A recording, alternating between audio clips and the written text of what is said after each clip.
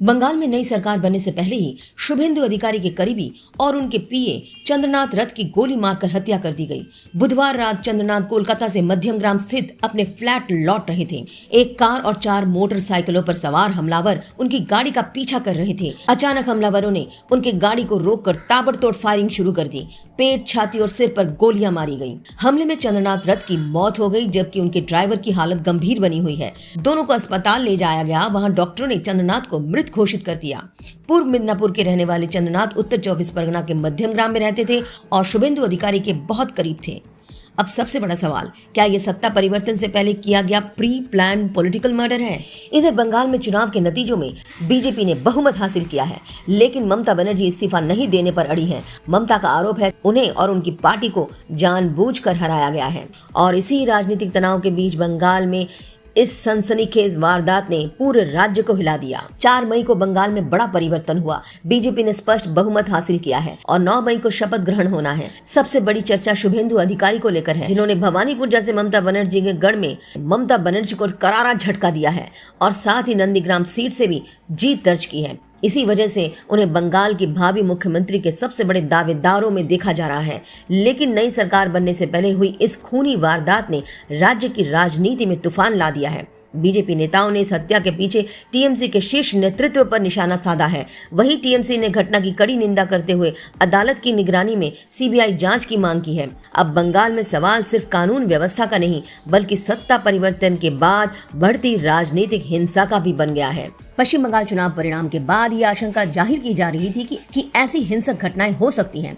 बंगाल में परिवर्तन के बाद राज्य में तोड़फोड़ और हिंसा की कई खबरें सामने आई। बीजेपी ने बयान जारी कर आरोप लगाया था कि तृणमूल कांग्रेस के लोग अपनी पहचान बदलकर ऐसी घटनाओं को अंजाम दे रहे हैं और इन्हें बर्दाश्त नहीं किया जाएगा।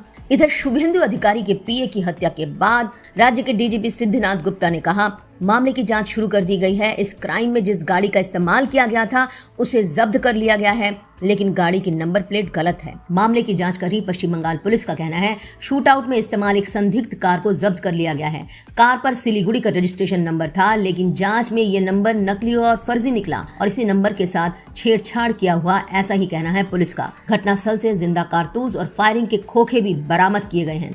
पुलिस अब इस कार के जरिए हमलावरों की पहचान तक पहुंचने की कोशिश कर रही है। इधर अस्पताल के डॉक्टरों के मुताबिक चंद्रनाथ रथ को 2 गोलियां सीने में लगी, जो सीधे दिल में जाकर लगी। 1 गोली पेट में लगी। अस्पताल लाने से पहले ही उनकी मौत हो चुकी थी। डॉक्टरों ने साफ कहा कि उन्हें बचाने का कोई मौका ही नहीं मिला। वहीं उनके ड्राइवर बुद्धदेव बेरा को 3 गोलियां लगी हैं और अस्पताल में भर्ती हैं। हालत गंभीर बताई जा रही है। अब आते हैं, क्या कोई सबूत मिला है?